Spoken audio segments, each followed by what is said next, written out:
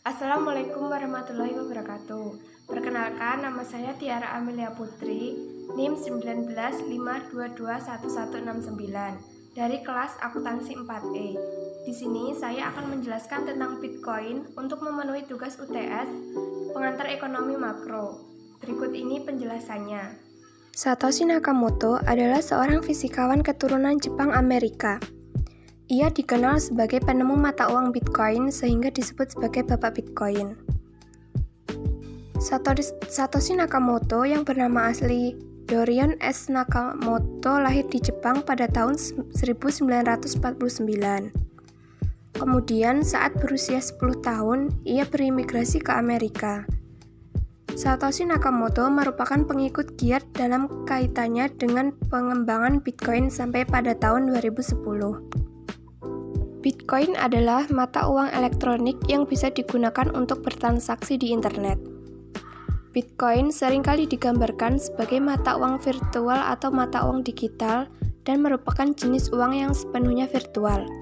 Secara sederhana, Bitcoin bisa dibayangkan seperti versi digital dari uang tunai. Pemilik Bitcoin dapat menggunakan mata uang digital itu sebagai alat pembayaran untuk membeli produk atau membayar jasa. Dalam perspektif hukum Islam, mata uang Bitcoin dalam hal penerbitannya, menurut teori keuangan Al-Ghazali, penerbitan uang merupakan otoritas suatu negara. Mayoritas ulama menyepakati bahwa emas dan perak diberlakukan karena memiliki status sebagai alat tukar dan alat ukur nilai benda lainnya.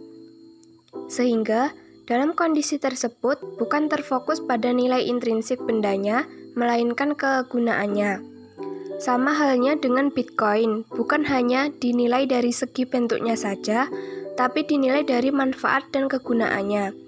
Dalam suatu hadis pula diriwayatkan bahwa Umar bin Khattab pernah berkeinginan membuat uang dari kulit unta. Akan tetapi dibatalkan, karena dikhawatirkan unta akan punah. Hadis tersebut mengisyaratkan bolehnya menjadikan suatu hal selain emas dan perak sebagai alat tukar.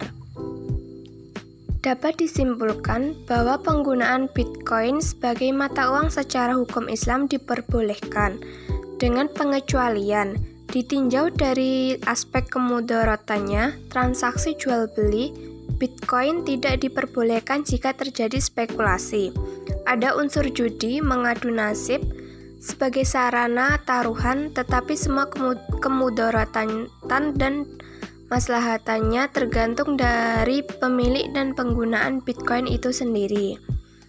MUI juga menegaskan bahwa Bitcoin hukumnya adalah mubah sebagai alat tukar bagi yang berkenan untuk menggunakannya dan mengakuinya. Namun, Bitcoin sebagai investasi hukumnya adalah haram karena hanya alat spekulasi bukan untuk investasi. Hanya alat permainan untuk rugi bukan bisnis yang menghasilkan.